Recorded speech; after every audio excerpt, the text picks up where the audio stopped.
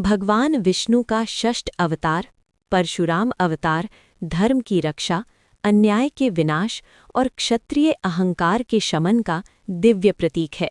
ये अवतार उस युग में प्रकट हुआ जब पृथ्वी अत्याचारी और अहंकारी शासकों के भार से पीड़ित हो चुकी थी। क्षत्रियों का अत्यधिक बल, सत्ता का दुरुपयोग और ब्राह्मणों व सामान्य जनों पर बढ़ते अत्याचार समाज को अधर्म की ओर ले जा रहे थे। तब भगवान विष्णु ने ऋषि जमदग्नि के पुत्र परशुराम के रूप में अवतार लिया और अधर्म के संहार तथा धर्म की पुनर्स्थापना का संकल्प किया।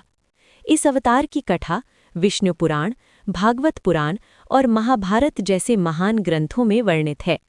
परशुराम बाल्यकाल से ही तपस्वी, तेजस्वी और अत्यंत पराक्रमी थे।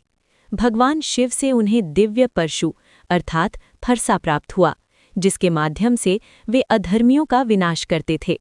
जब राजा कार्तवीर्य अर्जुन ने उनके पिता ऋषि जमदग्नि का वध किया, तब परशुराम ने क्षत्रियों के अत्याचार का अंत करने की प्रतिज्ञा ली और 21 बार पृथ्वी को क्षत्रिय विहीन किया। ये घटना केवल ऐतिहासिक नहीं बल्कि प्रतीकात्मक भी है। ये दर्शाती है कि जब सत्ता अहंकार में बदल जाती है तब उसका विनाश अनिवार्य हो जाता है।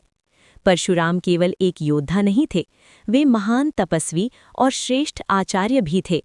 उन्होंने भीष्म, द्रोणाचार्य और कर्ण जैसे महान योद्धाओं को शस्त्र विद्या का ज्ञान प्रदान किया।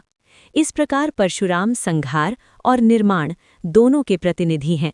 उनका व्यक्तित्व ये सिखाता है कि धर्म केवल करुणा नहीं होता, बल्कि आवश्यकता पड़ने पर कठोर और न्यायपूर्ण कार्य भी धर्म ही है। दार्शनिक दृष्टि से परशुराम अवतार कर्म और दायित्व का प्रतीक है।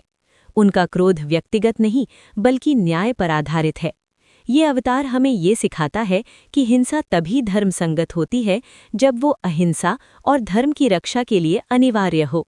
अतः परशुराम अवतार ये शाश्वत संदेश देता है कि शक्ति जब धर्म के अधीन होती है तो वो रक्षक बनती है, और जब अहंकार के अधीन होती है तो विनाशकारी हो जाती है।